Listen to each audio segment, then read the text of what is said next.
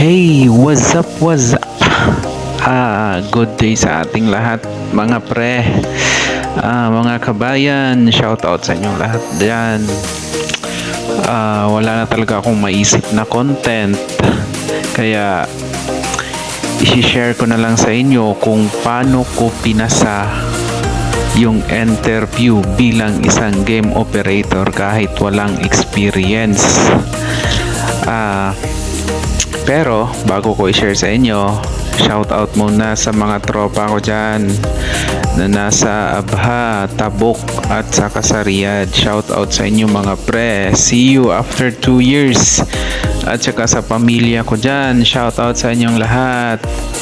Sa mga solid na nanonood at nagsishare ng mga videos ko, shout out sa inyong lahat. Ingat-ingat kayo palagi. Wala na talaga akong maisip na content kasi pabalik-balik na yung area of assignment ko. Kumbaga hindi kami nilipat dun sa iba kung saan pwede sanang i-content, kaya ito na lang. Tapos ganito yung nangyari guys. Kumbaga pinasa ko yung interview. Ganito yun, yung mga tanong lang naman is own experience ko to kasi first timer din ako dito. Kumbaga yung tinanong lang sa akin, tell me about yourself. Tapos syempre pag tinatanong ka ng tell me about yourself, syempre sasabihin mo pangalan mo, tapos ilang taon ka na, may anak, at saka saan ka nakatira, at single or married. Yun lang. Huwag nyo na sasabihin na gusto ko ganito, ganyan, mahilig ako. Huwag na. Yun lang yung mga importante talaga. Tapos tips ko sa inyo, dapat eye to eye contact at saka bawal na kasimangot. Kumbaga sa Bisaya pahiyom lang. Kumbaga ano bang tawag sa Tagalog nun? Basta yun lang, sa Bisaya na lang kasi hindi ko alam eh. Dapat magpahiyom jud ka kay para syempre kung nakasimangot ka, wala na, bagsak ka na dun.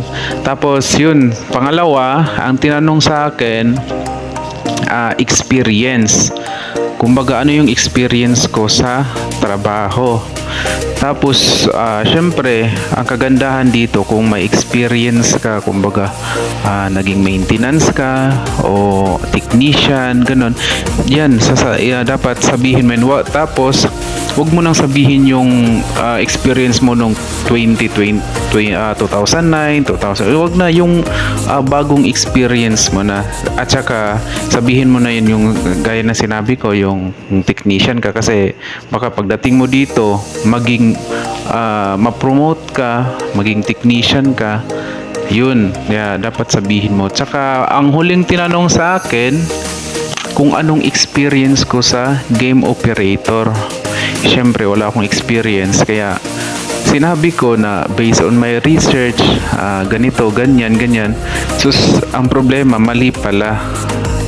Kaya ang ginawa ng sa akin, kinorek ako. Siyempre dapat honest ka nang din. Tsaka ang last na tinanong sa akin kung mahaba ba daw yung pasensya ko. Siyempre sinabi ko, siyempre mahaba talaga yung pasensya ko. Yun lang naman. Tapos sabi ng employer kasi ang mga bata daw sobrang makukulit. Tama naman talaga. Grabe, sobrang kulit. Pati yung mga magulang ang kukulit talaga.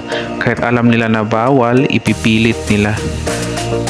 So yun lang lahat na kumbaga itinanong sa akin. Kaya nga nagko-content ako ng mga ideas kung paano i-operate, kung paano yung mga dapat gawin bilang isang game operator, para kumbaga kayo na naman yung, kung sakasakaling magustuhan yung mag-apply bilang isang game operator, at least may idadagdag kayo ng mga information. Hindi kagaya nung sa akin na mali pa yung sinagot ko. Buti naging honest din ako, kaya sabi ng employer na ganito, ganyan, tapos binawi ko na lang din naman. Yun lang yun, kumbaga technique lang talaga siya. Tapos dapat nakasmile, tapos wag kang palingon-lingon kahit saan. Dapat may eye to eye contact talaga kayo. Tapos akala ko nga hindi ako papasa.